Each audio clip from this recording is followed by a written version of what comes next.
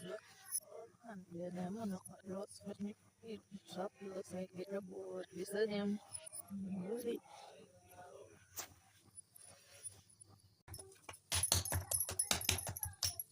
ಈ ರೀತಿ ಹಸಿಟ್ಟನ್ನ ಚೆನ್ನಾಗಿ ನಾದ್ಕೋಬೇಕು. ಜಾಸ್ತಿ ಗಟ್ಟಿ ಕಲ್ಸ್ಕೋಬೇಕು.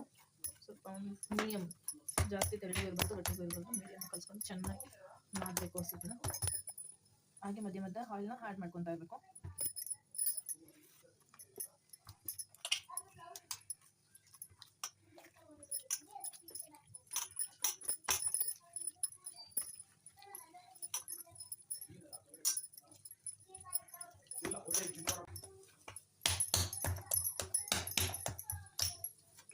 ಈ ರೀತಿ ಹಸಿಟ್ಟನ್ನ ಚೆನ್ನಾಗಿ ನಾದ್ಕೋಬೇಕು.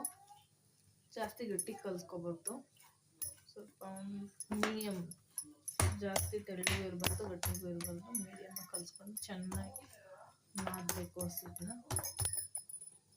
ಹಾಗೆ ಮಧ್ಯ ಮಧ್ಯ ಆಯಿಲ್ನ ಆ್ಯಡ್ ಮಾಡ್ಕೊತಾ ಇರಬೇಕು.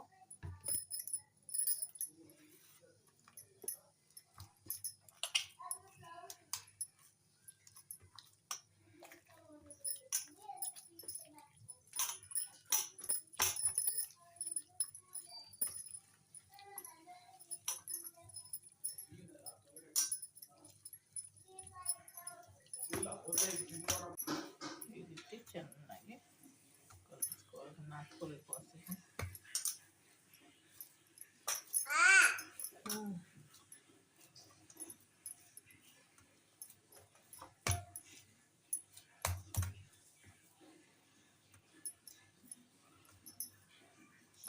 ಮಧ್ಯ ಮಧ್ಯೆ ಇನ್ನೊಂದು ಸ್ವಲ್ಪ ಆ್ಯಡ್ ಮಾಡ್ಕೊಂಡು ಈಗ ಅದಕ್ಕೆ ಸಾಕು ಕಲಿಸ್ಕೊಬೋದು.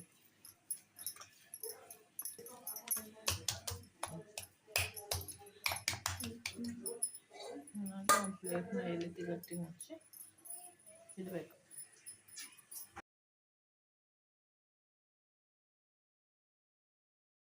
ಇಲ್ಲಿ ಒಂದು ಪಾವಾಗಷ್ಟು ಕಡಲೆಬೇಳೆ ತೊಗೊಂಡಿದ್ದೀನಿ. ಅದನ್ನ ಚೆನ್ನಾಗಿ ತೊಳೆದು ಕುಕ್ಕರಲ್ಲಿ ಒಂದು ವಿಸಿಲ್ ಬರ್ಸ್ಕೊತೀನಿ.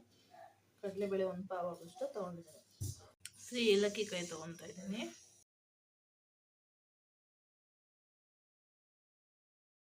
ಕಾಯಿ ಮತ್ತು ಏಲಕ್ಕಿ ಕಾಯಿನ ಹಾಕಿ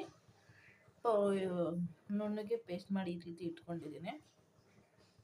2-3 ಏಲಕ್ಕಿ ಕಾಯಿ ಹಾಕಿದ್ದೀನಿ.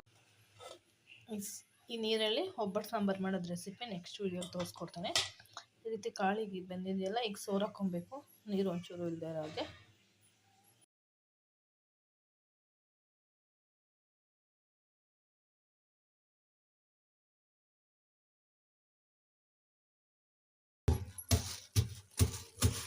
ನೀರೆಲ್ಲ ಸೋರಾದ್ಮೇಲೆ ಜಾರ್ಗೆ ಹಾಕ್ಕೊಂಡು ಕಾಳನ್ನ ಒಂದು ಸ್ವಲ್ಪ ಮಿಕ್ಸಿಲಿ 1-2 ರೌಂಡ್ ತಿರುಗಿಸ್ಕೋಬೇಕು. ಅದು ಜಾಸ್ತಿ ನುಣ್ಣು ಪೇಸ್ಟ್ ಆಗಬಾರ್ದು, ಇವತ್ತು ಮೀಡಿಯಮ್ ಆಗಿರ್ಬೇಕು. ಒಂದು 3 ಈ ಥರ ಆದರೆ ಸಾಕು.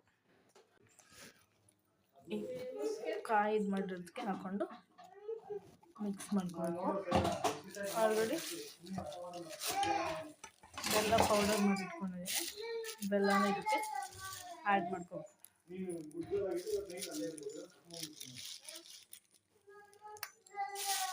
ಬೆಲ್ಲ ಕಾಳು ಹಾಕಿ ನೀಟಾಗಿ ಮಿಕ್ಸ್ ಮಾಡ್ಕೋಬೇಕು.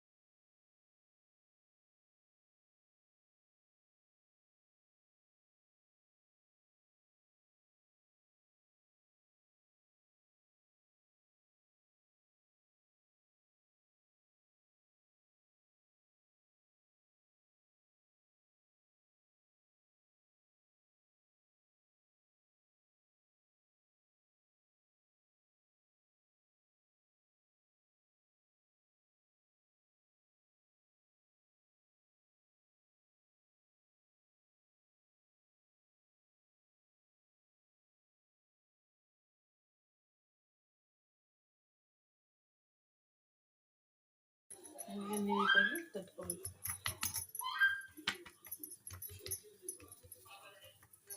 ಬೆಲ್ಲ ಎದ್ದು ಹೋಗಿ ಸರೋದು.